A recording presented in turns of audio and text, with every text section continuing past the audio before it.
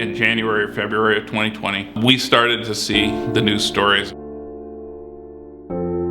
That's when we started our planning process. We started to put travel restrictions in place for people coming back from February break. We trained our faculty in early March to conduct video instruction.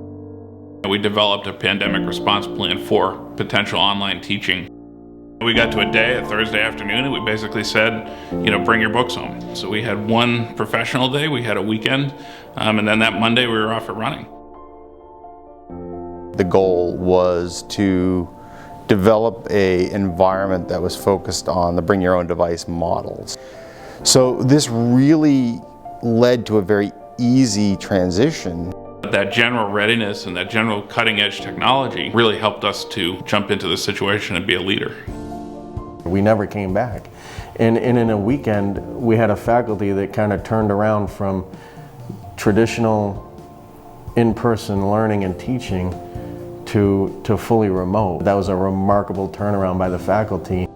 It was definitely a shock at first hearing that we had to move so quickly to online school. It's like 1,000 people downloaded Zoom on the same day, and then Yeah. Monday morning, 7:30 we were in advisory. So, we just transitioned really fast, and I'm grateful that I was here for that experience.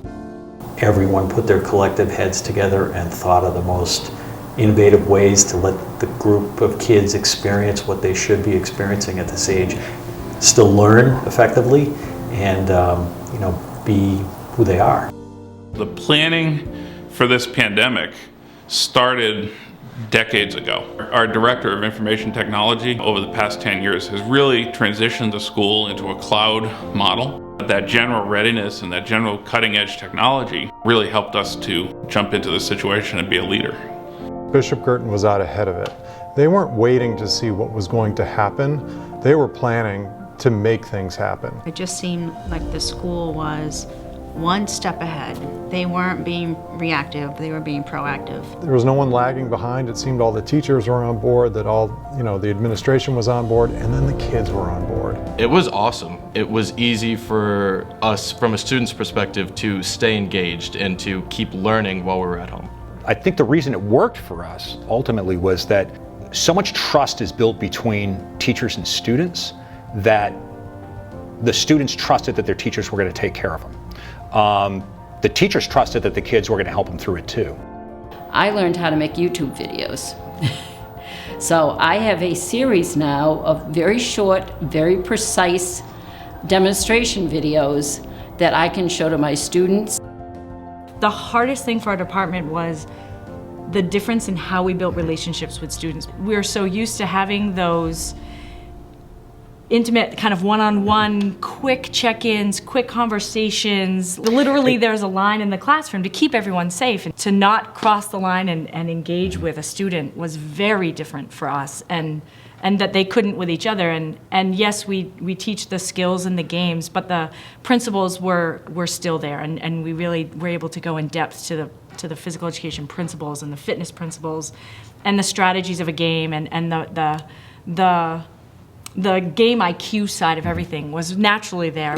One of the things that I thought going into full remote was, oh, I'm gonna like this. But I found that I actually learned better in class. And that's no fault of BG's, it's just my own thing, I get distracted. So for me, it was interesting to find that I actually enjoyed in-person school more.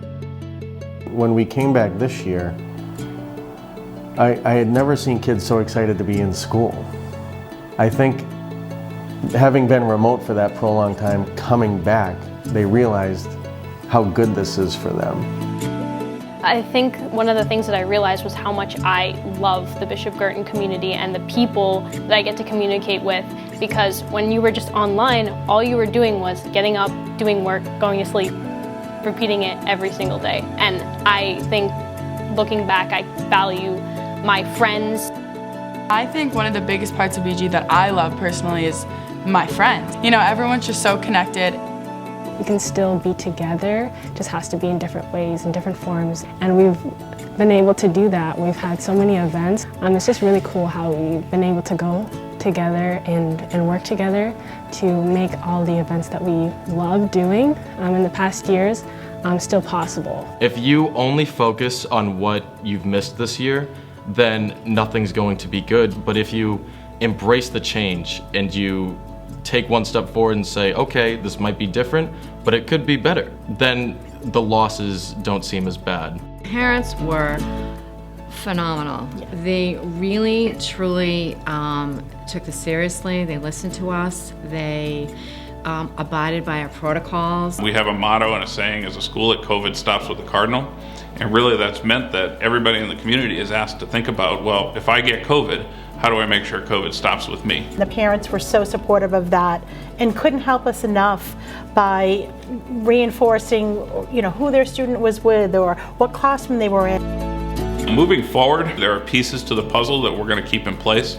It's going to be great to have the remote classroom setups for people who are out for extended absences due to illness or things like that. But we're really expecting that all of our teachers and all of our students are going to be back in the building because we think that direct social and day-to-day contact is critical. I've always been a proud alumni of this school.